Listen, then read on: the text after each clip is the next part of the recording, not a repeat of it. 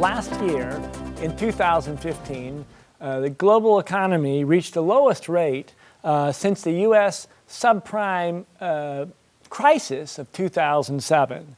Many countries are now find themselves facing a new normal of low growth, low prices, and a lowered rate of trade.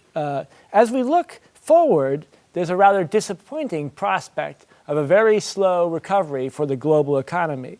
But let's look at the details and speak with a renowned expert on this topic. That's to speak with Professor Bark Taeho of the Graduate School of International Studies at Seoul National University.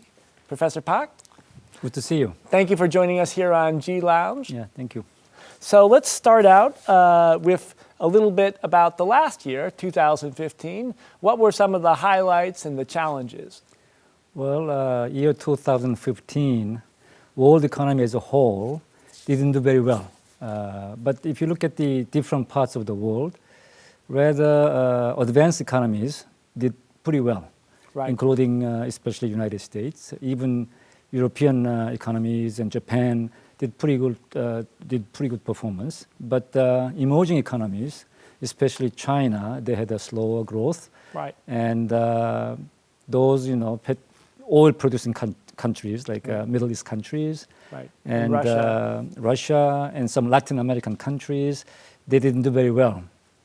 And talking about Korea didn't do very well either. The growth rate of Korea's economy in 2015 is below 3%, Right. down from 3.3%. So overall, we did a pretty good job, but the world economy as a whole had a difficult year last year. Right. So if we look at the various different factors impacting the global economy, maybe it's good to break it down a little bit. The most outstanding issue has been the rise in U.S. interest rates. Mm-hmm. So the United States, as I understand, has decided for the first time in 9 years, 6 months, to raise the interest rates. Can you tell us a little bit about the background of this decision and its larger implications? You already mentioned 2007, 2008, we have a huge global financial crisis starting Correct. from United States. Right. So I think U.S. government, the U.S. central bank tried to do something to overcome this crisis. So one thing they did is very unconventional monetary policy, which means that they keep expanding their money supply. Okay. We call that as a quantitative easing, Right. QE policy. They have been doing this for last 8 years or so, and but it's abnormal. It's not normal. Right. So U.S. government and central bank try to normalize Right. this monetary policy. They are closely monitoring its own economy. When is the right time to do so? Right. And they look at the economic growth rate, unemployment rate, inflation rate, and industrial activities. Based on all these kind of things, Federal Reserve Board decide to raise its interest rate, but not much, only 0.25 percentage point at this time. Yeah. So my understanding is that among experts, there are differing opinions as to how these slightly raised interest rates will impact both the global economy and the economy of Korea. Let's talk a little bit about some possible negatives that it might have, and particularly how it corresponds with the downturn in the Chinese economy. Well, not only Chinese economy, but also emerging economies, we are quite concerned about the global financial market situation, because if U.S. interest rate goes up, all the money which are spread into all kind of world areas, they may go back to United States. Right. That means the high interest rate that will be spread into other parts of the world. Right. So to avoid this, if you have a high interest rate, then households who had a large amount of debt and individual companies which has a large amount of debt, Right. they will have a debt burden is Right. tremendously increased. And also investment will be decreased, consumption will be decreased, then low growth rate. It faces huge difficulties. That's Right. why each country, Europe and Japan, Korea, and China, they want to do something to adjust to this high interest rate trend started very recently from United States. Now, some experts with regards to the United States, the hike in interest rates have suggested that it may be quite a gradual process, maybe can be interpreted more as a sort of an adjustment in alignment with certain cyclical developments. How gradual will this be? Well, U.S. must concern about world economy too. Right. So if United States raise the interest rate dramatically, then it can very negatively affect the international financial market. Right. So they want to do more gradual increase in interest rate. Also, their economic recovery is not really, they are not sure whether they are fully recovered. Right. So they start with a very small amount, but they will closely monitor again the international financial market situation and their own economy so that they will gradually normalize their interest rate pattern. Are you seeing like 6 months? Or No, like they are saying even 2 years. 2 years? Over 2 years. Janet Yellen, the chairman of the FRB, said she wants to do more gradual interest rate adjustment rather than rapid interest rate adjustment. Is that in alignment with what other countries in the world would want, do you think? Well, if U.S. has to increase the interest rate, gradual approach is much better, much more welcomed by other countries. Yes. Now, the day after that announcement by the United States for the rise in interest rates, Japan announced that it will maintain its present quantitative easing program. Europe, China, and Japan also either froze or lowered their own interest rates. I'm curious, we're curious as to what was behind those steps. Well, we are living in a very interdependent and globalized world, but still, each economy has its own problem. Right. Europe, they are doing slightly better than before, but they are not sure whether they are really recovering from the bottom. So they want to really maintain the more easy monetary policy for a while. Right. And also Japan did the same thing. Abenomics is becoming successful, but still very low economic growth rate. So they want to maintain the more expansionary monetary policy. Even China tried to do the same thing because Chinese economy is slowing down. If they raise the interest rate, then it can negatively affect the investment, the trade and domestic consumption. So they are much more careful. But all the governments are closely monitoring what's going on in the international financial market. Right. So specifically, say, in the developing nations, you mentioned China, but of course there are many other countries in a similar position. In terms of their response, what will be the consequences in the short term and in the long term for the developing world outside of say, the United States or Japan? So especially the emerging economies, which are depending upon either oil or commodity exports. They are suffering quite a lot. And also we are concerned about the capital will be leaving those countries, going back to advanced countries, especially United States. And maybe, that's why these emerging economies are raising their interest rate. But as I said, if the interest goes up domestically, then it hurts business activities. It gives more burden to individual households. It gives more burden to government and firms.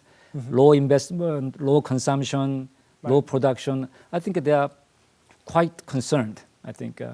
So we need to see more rapid economic recovery of the advanced economies. Then it has some spillover effect to other parts of the world. And in terms of Korea specifically, there's different opinions that have been articulated as to when interest rates might change here in Korea. And your own personal feeling about what you think will happen or what you think should happen in terms of interest rates within Korea itself? I think we should be in line with the global trend, that's for sure. But timing is very, very important, but it's very difficult to find the timing. I can imagine. I think our monetary policy board, at the moment, they decided that maybe it's not the right timing, but they understand the pressure for interest rate hike coming more and more. But they are closely monitoring the international situation and also domestic situation. We have a huge, amount of household debts, and some companies are suffering from huge, amount of debt.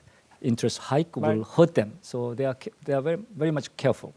We mentioned at the beginning the crisis of 1997, the financial crisis, and of course another decade later we had a similar crisis on a slightly different scale. What effect might this have for Korea? And if it really is something of that level of seriousness, what can Korea do? What steps do you think can be taken, either at the governmental level or at the industry or even at the individual level to prepare? Some high-level government officials and politicians are reminding us what we had in 1997, which was a really crisis and tremendous, negative impact on our whole economy.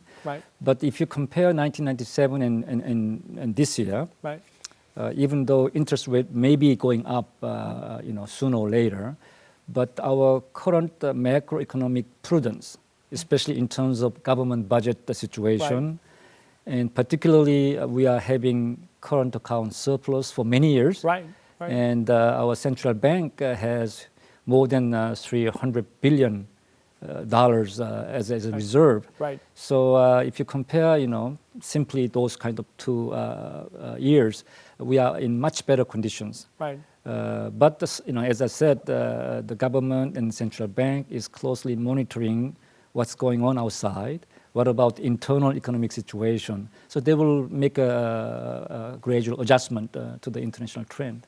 So I'm not concerned too much about financial crisis like a 1997 crisis taking place again. Well, certainly after 1997, in 2008, 2007, 2008, Korea did better than many countries in terms of its overall economic response. Because, as I said, government has a more prudent fiscal, situation. In other words, government can have some room to employ more expansionary fiscal policy, and we have enough foreign reserves, so which make our financial market more stable. So let's talk a little bit about China, since China is the elephant in the room. The People's Bank of China devalued the yuan immediately following the U.S. interest rate hike announcement. I'm curious what you think was behind China's response, and what you think China's response will be to this challenging environment. You know what?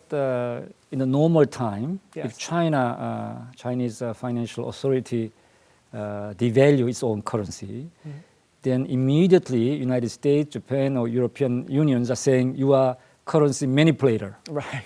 But they didn't manipulate the exchange rate. They are arguing we also printing more money. Apply more expansionary monetary policy like United States and Europe and Japan did. So it's justifiable to do that. The natural consequence of that expansionary monetary policy will be the low level of low value of renminbi. So they are concerned about slow economic growth. They are concerning about drop in their export performances. But also they want to boost internal demand, and they also want to develop inland projects. Then low value of yuan is very important, and low interest rate is also very important. So China is doing similar policies as U.S. and other advanced countries doing. And in terms of Korea, of course, Korea is right next to China, increasingly economically integrated with China. So it has a very immediate impact, I think, on the Korean economy. When we have some changes in the global economy, then people are curious whether this is negatively affecting you or positively affecting you. But this is not a black and white kind of situation. For renminbi devaluation, maybe on one hand they are giving us a hard time because the Chinese products are cheaper and Korean products are not very cheaper. So if you directly compete in the advanced country markets with Chinese products, we will be hurting. However, through that low value of renminbi, if the Chinese economy is doing much better than Right. Before. Right. Then we have also opportunity to increase our export to China. Sure. And if they develop more domestic market and inland development, which will enhance the demand for many things, then Korea can utilize those kind of opportunities. So it's kind of mixture of the consequences. And Korean firms do a lot of manufacturing in China as well. So it's a complex equation. So another aspect of the Chinese economy, the Chinese yuan was renminbi was recently added to the basket of currencies that make up the foreign reserve assets, or known as SDR, special drawing rights. This move has been interpreted as a general move towards making the yuan a global reserve currency. What are your sense of the both historical significance of this move and also the specific meaning for Korea?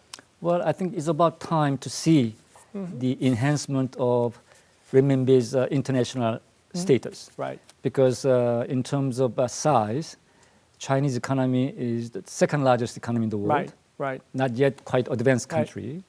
And also in terms of trade volume, China is number one largest trading nation. Right. So more and more, kind of renminbis are used for daily kind of businesses. So I think it's about time to see that kind of things. And simply, if you do international trade, more people may use renminbi or yuan for trade transaction, and at the same time, because renminbi become the SDR basket currency, central banks, many countries try to enhance the volume of renminbi as an international reserve currency. Those are two things we can see in the near future.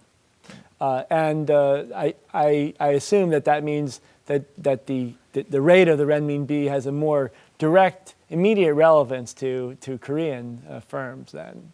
Yes, as I said, we have two sides of the coin. I mean, some countries, because we are doing lots of trade. Right. So Korean firms find it more convenient to use, actually, to some extent, use renminbi rather than dollar with the Chinese people, because it reduces the transaction cost. But in other cases, maybe we'll have some difficulties in doing some businesses if China require that kind of transaction, then it reduces the flexibility of Korean companies. So let's say a few words about the slowdown in Chinese economic growth overall. So there are many countries out there scrambling to find possible responses to the risk involved. And there are some who are concerned that Asia as a whole, which has been held up as sort of a model for growth, may be particularly strongly impacted by any serious long-term downturn on the Chinese side. What are your sense of just how serious this issue might be? Well, this is a real change these days, and China played a very important role in Asia as a so-called factory Asia. For sure. So they produce anything. Everything, and export to the China price. Right? Yeah, they export to United States, Europe, Japan. But who supply the parts? ASEAN countries. Right. So, but now Chinese policy focus has been changed because they don't want to really focus on exports. Of course, the world economy is not very good; they cannot export more.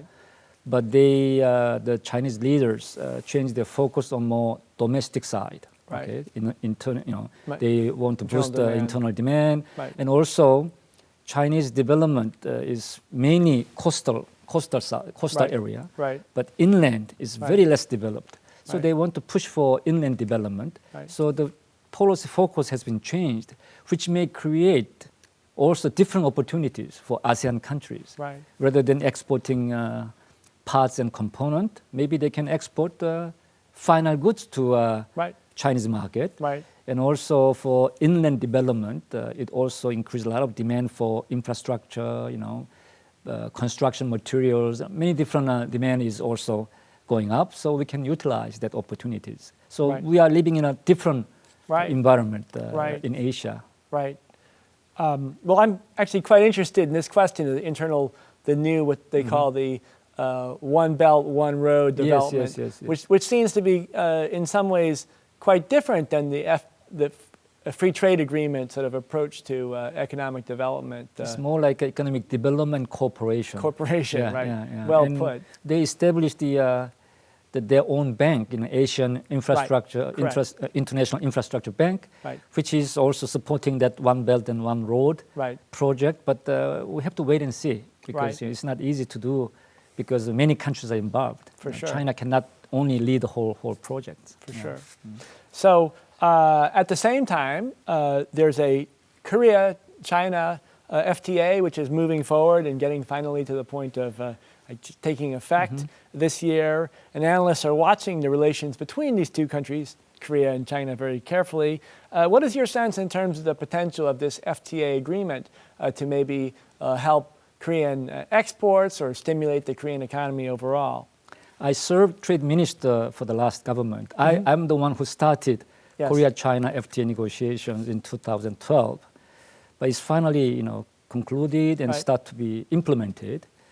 But it's not a very high-level FTA like Korea-US or Korea-EU FTA. Still, when you say high level, you mean more deep liberalization. They have lots of exceptions. And also slow liberalization. But anyway, still it gives a lot of opportunities for Korean firms to do business more with the Chinese business people. They can export more. But particularly for Korean companies, like appliances, high quality appliances, and also high quality, high price fashion items, and the safe food products. I think for that, we have a tremendous opportunity to export more to China. It'll help increasing the economic growth rate. Not very much, but it can help energizing our domestic economy in the future. And then in terms of Northeast Asia, there's been much discussion of the sort of legendary sort of Korea, China, Japan FTA. Do you think this is a realistic possibility, and how relevant would it be in terms of these other developments taking place? Well, in East Asia, we are doing 3-country FTA negotiations, and also another big, mega RTA we call RCEP, which means that this Korea, China, Japan, plus ASEAN, plus Australia, Regional New Zealand, Comprehensive Economic Partnership. And India. Both of them are going on, but not much progress made yet. So it's important to have Korea-China FTA, finished. But because of some political issues, some territorial issues, the CJK FTA negotiations are moving very, very slowly. And also, China is not ready to open up widely their own market. So even though they finished the negotiations, the level of quality of the FTA or RTA compared with the TPP. Well, for example, like government procurement, for example, is included in the so TPP. that the quality may be quite different from TPP. Then we cannot say this is the response to the TPP. It's not a full alternative. So the CJK or RCEP participating countries should aim relatively higher, not quite high as TPP, but they should aim for high quality RTA. Then maybe these two things can be integrated in the future. So if we just focus on these blocks, there will be some countries that will be not marginalized by that process. Very, very good point. So let's change the subject slightly. In addition, the two big sort of shocks or issues, one, the possible hike in U.S. Interest rates, and the other is the drop in oil prices globally. In fact, some experts have gone as far as to say that they're more concerned about the drop, the continued low cost of oil, as they are about the interest rate hikes. What do you think is the cause of this low price for oil, and what are its implications? Well, there are many stories, even some kind of conspiracy stories about low price of oil for many months. But as an economist, it's very simple phenomena. Demand is declining, and supply stay there. The price got to be decreasing, And also in the United States, they find new sources for energy. Right. It's called the shale gas and shale oil. Right, the fracking. So that supply side, Right. they have a more supply Right. and additional supply, I should say, Right. and less demand. Then oil price is dropping, and I don't know when this kind of low oil price trend will continue. But Right.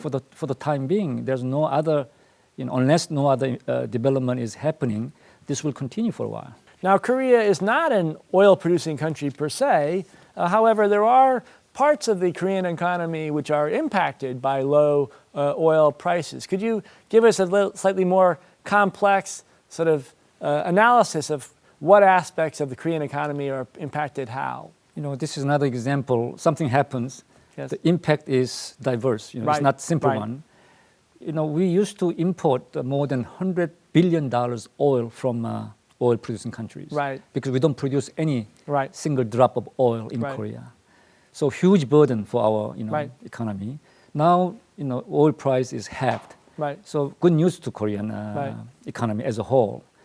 But the thing is, we are importing a lot, not for our energy sources, but also we produce petrochemical products, Refined. very high quality Into petrochemical the, products. Right. The price of those petrochemical products is also dropping. Right. So the profitability of our Korean companies, Like major companies, plastics, you mean, yeah, for example, or a huge number of huge diverse kind of Right. products. Right. So their profitability is downgrading, and their production is downgrading. Right. So it gives a lot of pressure. And also, we used to export a lot of items, cars, and Right.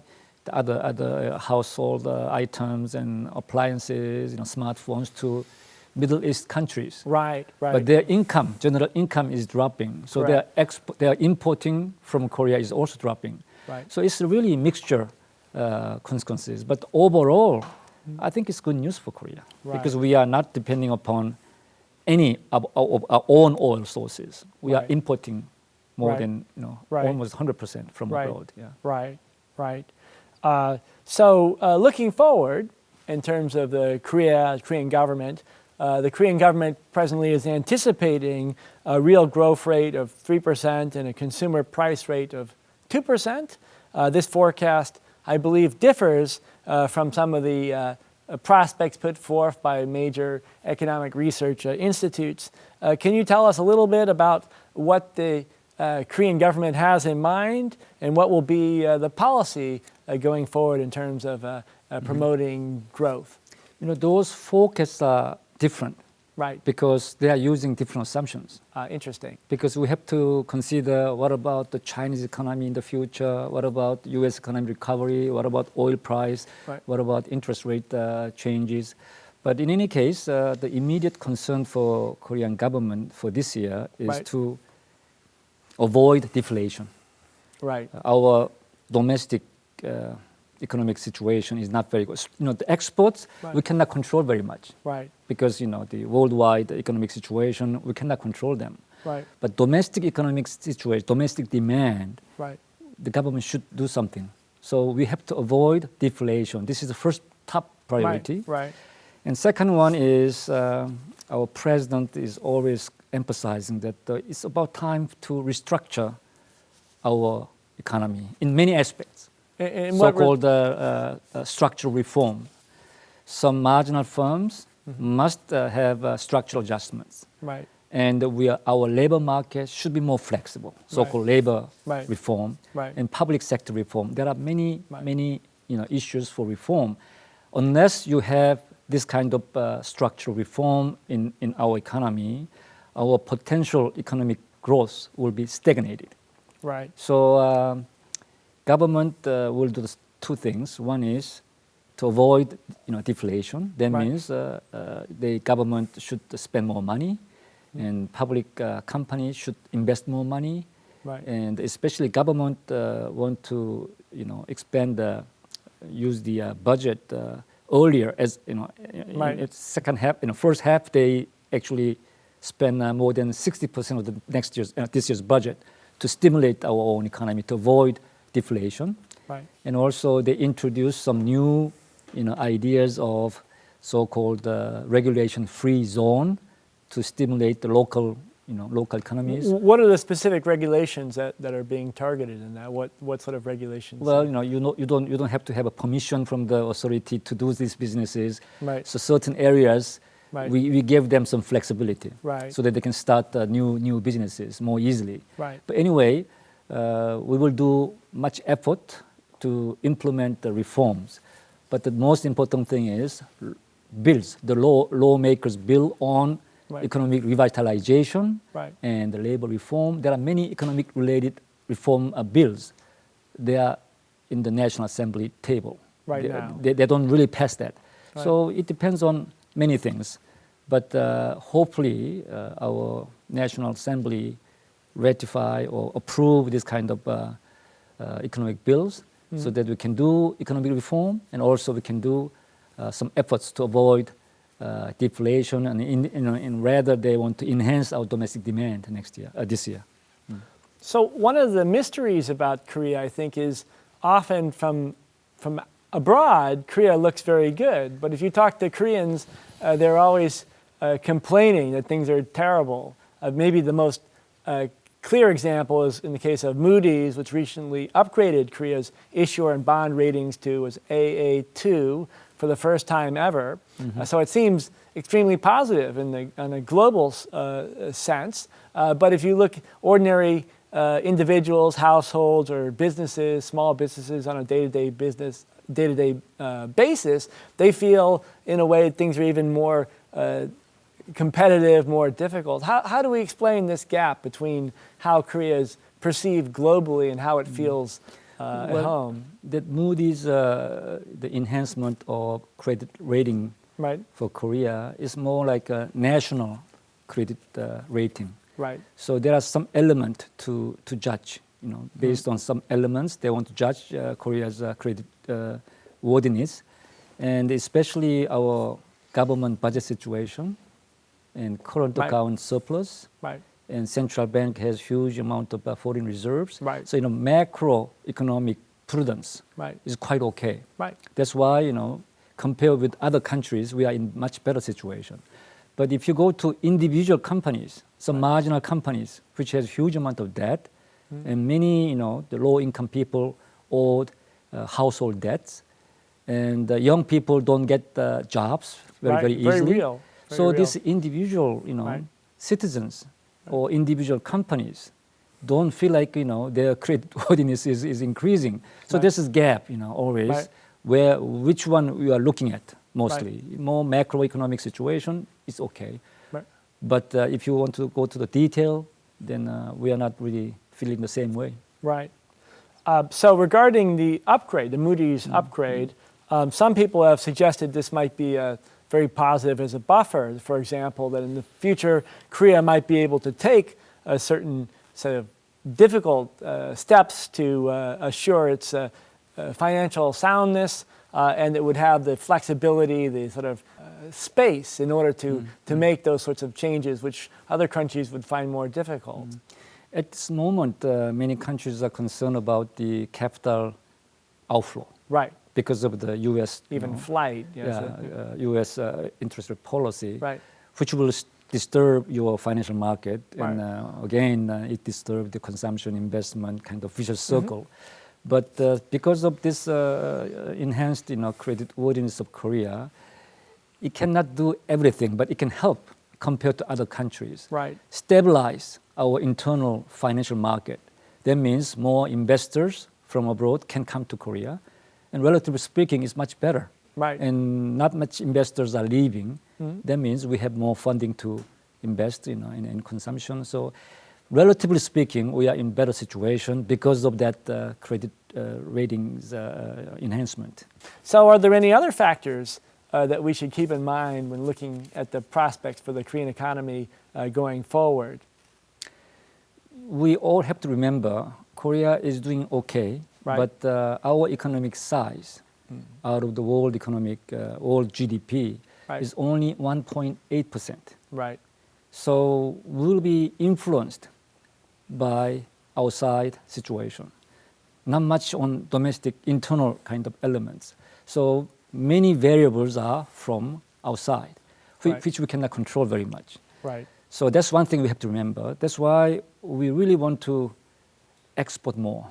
Right. Of course, we have to enhance our domestic demand too. So this is, one thing we really want to.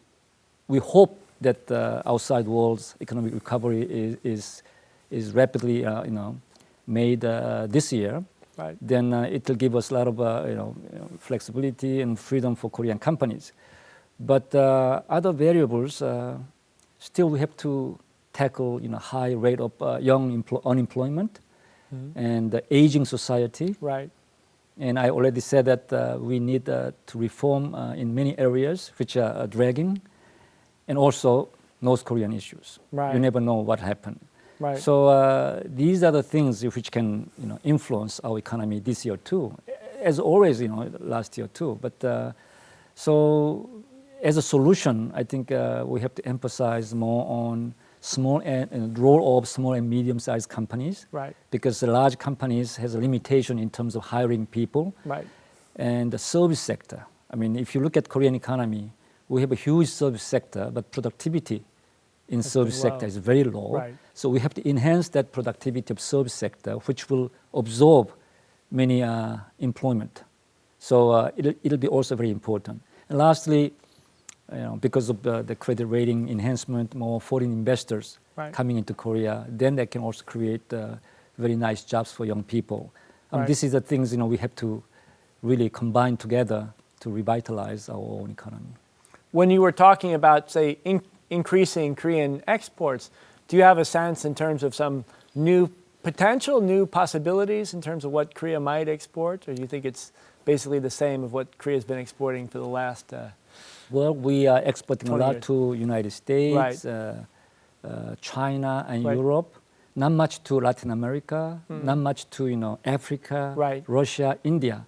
But they're all most of them are emerging economies which are not doing very well. Right. If they recover this year, then we'll have a huge opportunity to enhance our export activities. Interesting. Yeah. Well, I guess I'd like to ask also in terms of sectors, like for example, automotive has been very strong, but with things like pharmaceuticals or other fields in which Korea has been expanding, do you think there's a potential for sort of new fields, new products that Korea might be? Well, our government is emphasizing more creative economic activities, which doesn't confine any specific sectors. Right. All sectors should looking for new products or upgraded products. So I don't think we have to designate these are the really promising sectors. Right. And Samsung, for example, they are emphasizing more biotechnology, which will take some time, but maybe this is a new area. Automobile will face huge competition among major manufacturers, and also automobile sector will face tremendous changes. They are now moving into the electricity cars rather than engine cars, which will have a huge change too. So in terms of going forward, 2016 and beyond, any closing remarks about the medium, even long-term prospects for the economy? Well, the organization like IMF or OECD are saying that this year is slightly better than last year. Right. And not only advanced countries, but also emerging countries, except China. China's economic growth is very high. I mean, 6.8 is high, but they are looking at the slight slowdown of Chinese economy. Other than that, all areas of the world will have a better performance. They predict, so we hopefully we have a better year than this year than last year. Excellent. Well, thank you very much for joining us here on G Lounge, and look forward to having a chance to talk to you again soon. Nice talking to you. Yes. Thank you very much. Thank you.